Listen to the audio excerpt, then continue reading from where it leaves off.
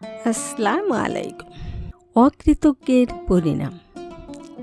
বিশাল এক বন। সে বনের পাশেই ছিল ছোট্ট একটি গ্রাম। সে গ্রামে বাস করত এক গরিব কাঠুরে। সে বন থেকে কাঠ কেটে বাজারে বিক্রি করে চাল ডাল কিনে বাড়ি ফিরত।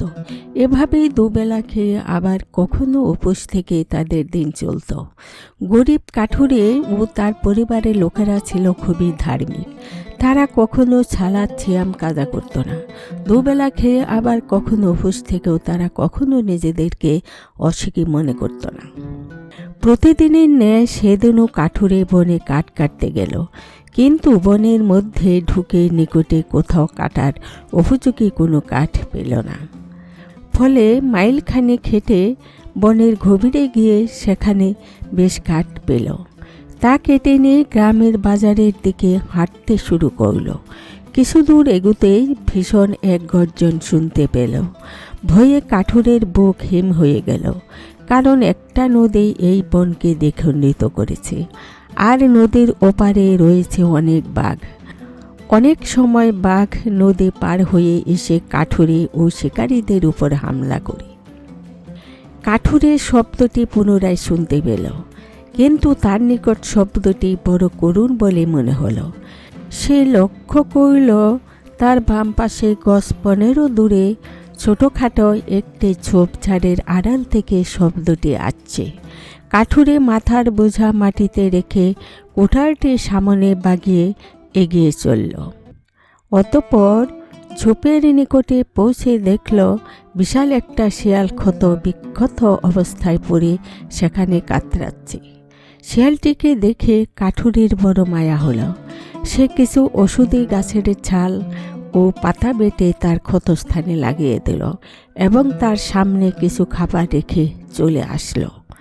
পরের দিন আবার কাঠুরে বনে গেল, কিন্তু সেদিন সে শিয়ালটিকে কোথাও দেখতে পেল না। মাসখানেক পরে একদিন সকালবেলা কাঠুরে বনে গেল, কিন্তু এদিন বনের অনেক ভিতরে গিয়েও কাটার উপযোগী কোনো কাঠ পেল না।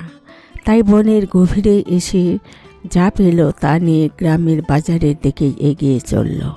হঠাৎ তার সামনে বড় একটি ছোরা হাতে উপস্থিত হলো এক বনদস্যু।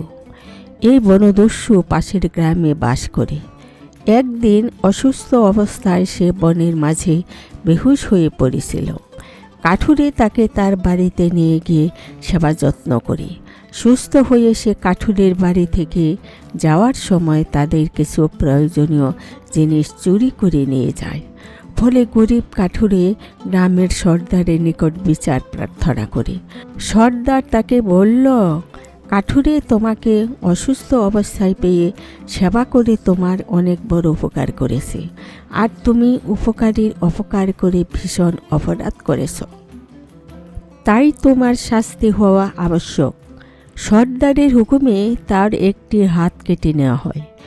সেদিন থেকেই সে কাঠুরেকে হত্যা করার প্রতিজ্ঞা করে এবং সুযোগের অপেক্ষায় থাকে। এদিন যেহেতু কাঠুরে বনের গভীরে এসেছে, এখানে তাকে মারলে সবাই মনে করবে কাঠুরেকে বাঘে খেয়ে ফেলেছে, তাই সে সুযোগ হাতছাড়া করতে চাইল না। কাঠুরেকে বলল, কাঠুরে, তুই তোর মৃত্যুর জন্য প্রস্তুত হয়ে নে, তোকে আজ আমার হাতে মরতেই হবে। সে কাঠুরেকে কথাগুলি বলছে আর ছুরি বাগিয়ে সামনের দিকে 1 পা 2 পা করে এগিয়ে আসছে। কাঠুরেও 1 পা 2 পা করে পিছাচ্ছে। এমন বিপদের সময়ও কাঠুরে সাহস হারাল না। কাঠুরে বলল, দস্যু, আল্লাহ যদি না চান তবে তুই কেন? পৃথিবীর কেউ আমাকে হত্যা করতে পারবে না। এ কথা শুনে সে উচ্চস্বরে ক্রূর হাসি হেসে উঠে বলল, আজ তোকে আমার হাত থেকে তোর আল্লাহ বাঁচাতে পারবে না। নাউজুবিল্লাহ। কাঠুরে মনে মনে আল্লাহর নিকট সাহায্য প্রার্থনা করতে লাগল।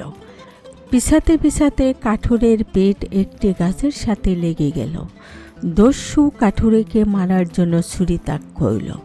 এমন সময় হঠাৎ গাছের আড়াল থেকে বিদ্যুৎ গতিতে একটি শিয়াল ওই দস্যুর উপর ঝাঁপিয়ে পড়ল।